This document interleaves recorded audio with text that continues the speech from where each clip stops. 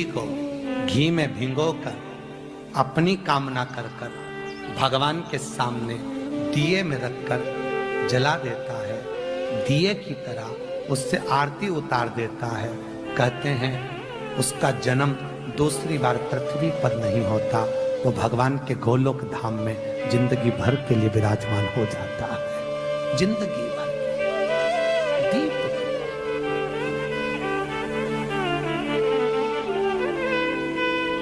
विष्णु पुराण किस किसने सुनी है? हाथ उठा। विष्णु पुराण का 5वां अंश कार्तिक खंड वर्णन करता है, या स्कंद पुराण का कार्तिक खंड को उठा लीजिए, वो वर्णन करता है 24 तरह के दिए होते हैं। कितने तरह के? 24 तरह के दीप होते हैं। उस दीप में सर्वाधिक श्रेष्ठ दीप होता है तुलसी दल का दीप। तुलसा मैया का मंगल विवाह हो रहा है। संपूर्ण विश्व में, पूरी भारत की भूमि पर पूरे सनातनी भाई बहन आज शालिग्राम जी के साथ में, लड्डू गोपाल जी के साथ में, भगवान नारायण के साथ में तुलसी जी का मंगल विवाह इतनी बढ़िया थी, पर केवल तेरे ललाट पर जो लिखा हुआ था कर्म की गति का खेल लिखा हुआ था, उसने तुझे अच्छे से बुरा बना दिया।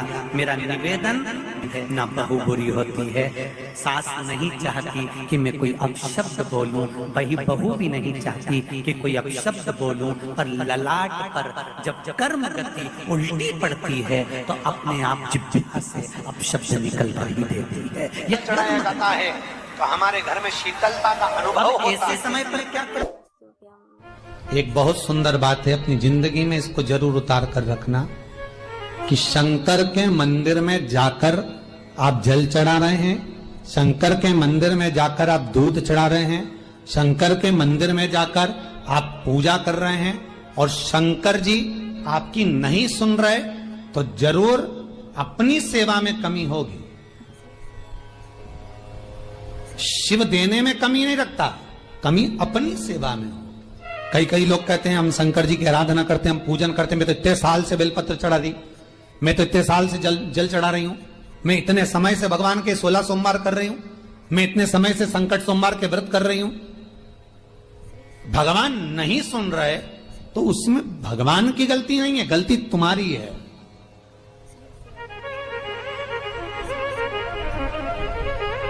गलती तुम्हारी है। जब 10 दिशाओं को भगवान शंकर ने बांटा, और शंकर भगवान ने 10 दिशाओं को बांटा, तो 10 दिशाओं का आधिपत्य बनाया है कि कौन सी दिशा में कौन सा देवता इसका आधिपत्य रखेगा, कौन से देवता यहां पर निवास करेंगे, किसका आधिपत्य इस दिशा में होगा। पूरब, पश्चिम, उत्तर, दक्षिण, ये चारों दिशा सामने आकर खड़ी हो गई भगवान शंकर के सामने, भगवान शिव के सामने खड़ी, चारों दिशा। धीरे धीरे करते ईशान, वायव्य, ये भी आकर खड़ी हो गई। 10 दिशा शिव जी के सामने थी, 10 दिशा, 10 दिशा, सारी की सारी दिशाएं सामने आकर जब खड़ी हुई, केवल एक दिशा ऐसी थी, दक्षिण, जो भगवान शंकर का स्मरण कर रही थी, भगवान शंकर के स्वरूप का अनुमोदन कर रही थी, केवल दक्षिण दिशा।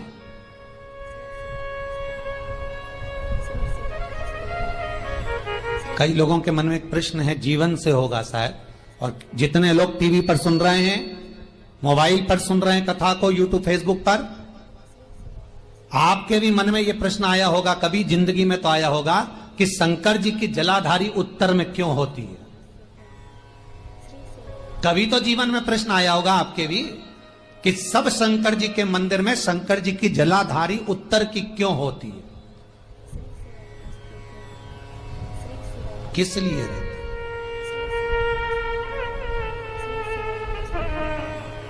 महाराज,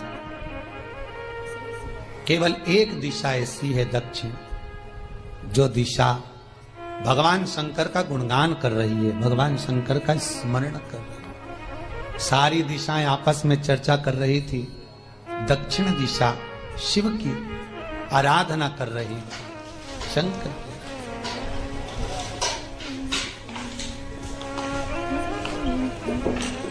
वहीं पर उत्तर जो दिशा थी वो खड़ी होकर दक्षिण दिशा की ओर हंसने लगी। सारी दिशाएं होता है जब 10 फ्रेंड 10 सहेलियां, सरल भाषा में समझिए इसको, 10 फ्रेंड 10 सहेलियां एक जगह पर इकट्ठी हुई और एक सहेली अकेली बैठकर माला जपे, नाम जपे या हैंडसेट मोबाइल चलाए या फोन पर लगी रहे या बात करे, तो जितनी जो सहेलियां होंगी ना ठिठोली तो करेंगी ना। दक्षिण दिशा को देखकर उत्तर दिशा ठिठोलियां करने लगी, हंसने लगी। भगवान शिव की आराधना में दक्षिण लगी हुई थी।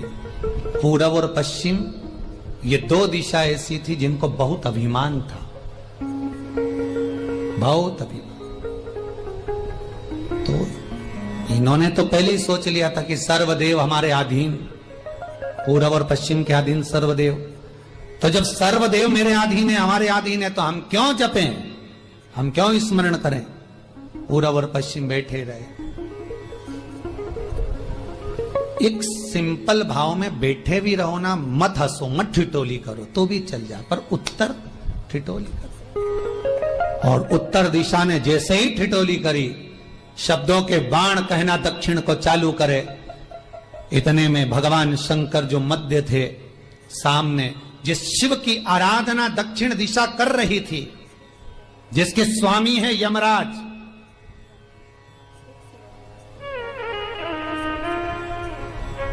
जब वो करी, दक्षिण दिशा ने एक बार हाथ जोड़कर कहा, उत्तरा शांत रहिए, अगर मैं शिव आराधना कर रही हूं तो क्या दिक्कत है। उत्तर ने फिर कोई शब्द कहा।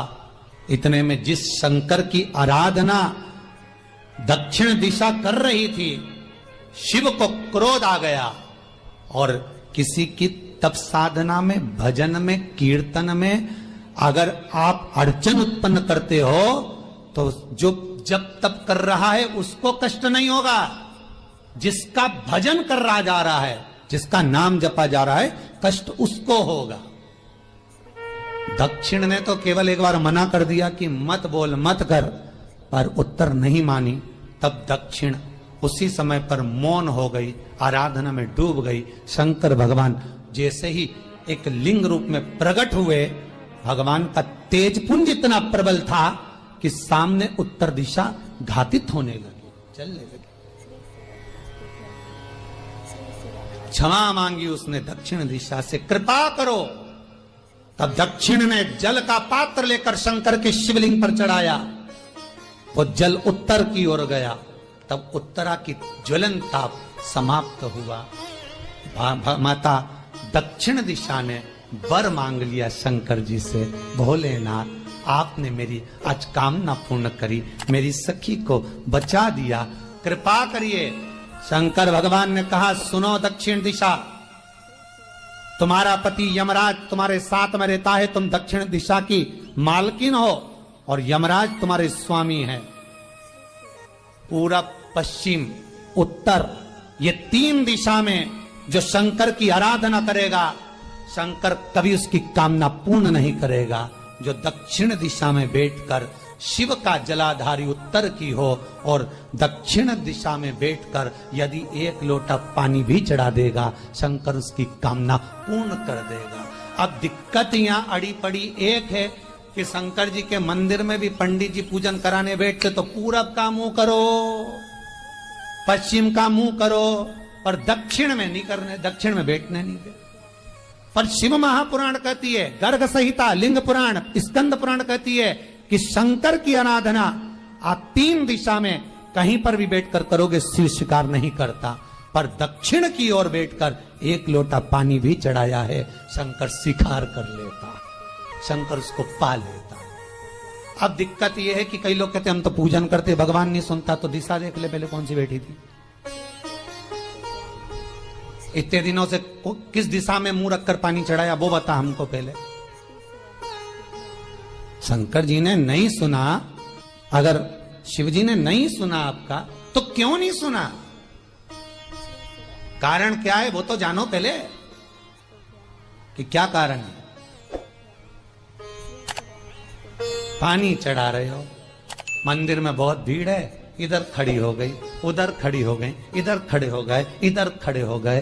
तो जो शास्त्र में दिशा कही गई है, शास्त्र में जो वर्णन किया गया है कि उत्तर की ओर भगवान का अगर जल जा रहा है तो दक्षिण की ओर बैठकर 1 लोटा पानी भी चढ़ाया है। शंकर उसे स्वीकार कर लिया, शंकर ने स्वीकार।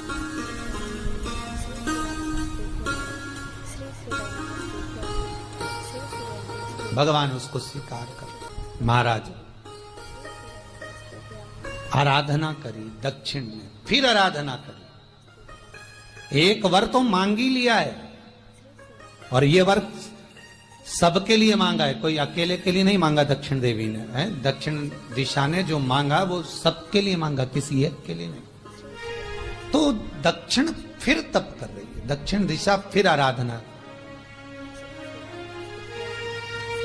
और दक्षिण दिशा ने फिर आराधना प्रारंभ करी। भगवान शिव का अनुमोदन स्मरण किया, भगवत रस तत्व को ग्रहण करने का भाव प्रकट किया, फिर अनुमोदन। अब जो दक्षिण ने तप किया, आज गौरी शंकर का तप है, माता पार्वती और शिव का तप। फिर मांगा, बाबा प्रसन्न होकर, हे दक्षिण, तुमने फिर तप कर लिया, फिर साधना कर ली, प्रभु 1 वर और चाहिए। बोलो क्या वर, क्या वर दिया जाए? दक्षिण कहती है, जिस समय पर शमशान में आप निवास करते हैं, जिस मुर्दे को लोग लेकर आएंगे, उसका चरण दक्षिण दिशा की ओर होगा। शमशान में प्रवेश करने से पहले वो मुर्दा भले मर चुका होगा, पर महाराज उसकी कपाल क्रिया के पहले प्राण जाते नहीं। जब तक मुर्दे के कपाल क्रिया नहीं हो, तब तक उसके प्राण लेकर ऊपर नहीं जाया जाता। तो निवेदन है, शमशान में प्रवेश के 5 कदम पहले से जो भी मुर्दे को लेकर शमशान में आए, जितने लोग शमशान में प्रवेश करें मुर्दे के साथ में, उन सभी को काशी की परिक्रमा का फल मिल जाए। देखिए महाराज, ये दुनिया में कोई नहीं मांग सकता जो दक्षिण दिशा मांग रही है। भूतो ना भविष्यते, जो दक्षिण दिशा भगवान से मांग रही है वो कोई नहीं मांग सकता।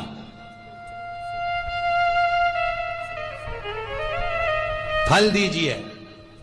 जितने लोग मुर्दे को लेकर दक्षिण दिशा की ओर, अगर मुर्दे के चरण है, मान लो कोई भूल से सिर कर लिया तो उसको ये पुण्य नहीं मिल सकता, पर मुर्दे के पांव अगर दक्षिण दिशा की ओर हैं, कंधे पर जितने लोग लेकर आ रहे हैं, जितने लोग साथ चल रहे हैं, उसका पुण्य शमशान की देहली पर पांव रखने से 5 कदम से लेकर शमशान प्रवेश तक काशी की परिक्रमा का फल उनके भाग्य में लिख दिया जाए, जो मुर्दे को लेकर आए। पुण्य देखिएगा जरा महाराज, ये कोई नहीं मांग सकता जो दक्षिण दिशा ने मांगा था। शिव जी ने कह दिया तथास्तु, वही हो, सुख हो। यहां तो काशी काशी 5 बार कहने पर पुण्यता है। दक्षिण दिशा ने दुनिया का सुख आपको लाकर दे दिया, दुनिया का सुख लाकर दिया है, दुनिया का आनंद लाकर दिया। पर आप लोग पहुंच जाते हो और वहां जाकर कह देते हो कि हमारे जीवन में इस संकट है, इसको टाल दीजिए, हमारे जीवन में ये कष्ट है, इसको मिटा दीजिए। शिव महापुराण की कथा कहती है, हमें किसी आडंबर की ओर, अंधविश्वास की ओर हमें नहीं जाना। ऐसा संसार में कोई नहीं जन्मा जिसके जीवन में दुख नहीं आया। मट्टी का जो घड़ा बनकर रखा हुआ है, वो मट्टी का घड़ा अग्नि में तपता है तभी तो उसमें पानी रुकता है।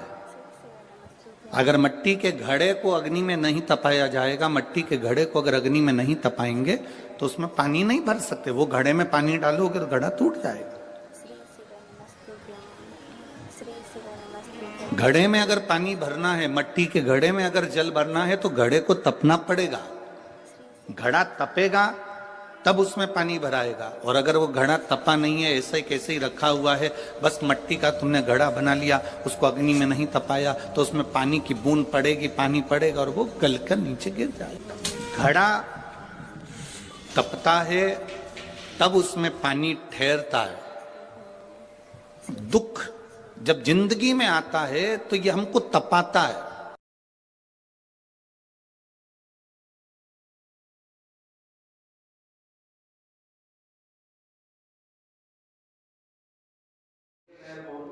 श्री शिवाय नमस्तुभ्यम, श्री शिवाय नमस्तुभ्यम, श्री शिवाय नमस्तुभ्यम। जानकारी अच्छी लगे तो प्लीज़ चैनल को लाइक कीजिए, सब्सक्राइब कीजिए। Thank for watching. Thank you.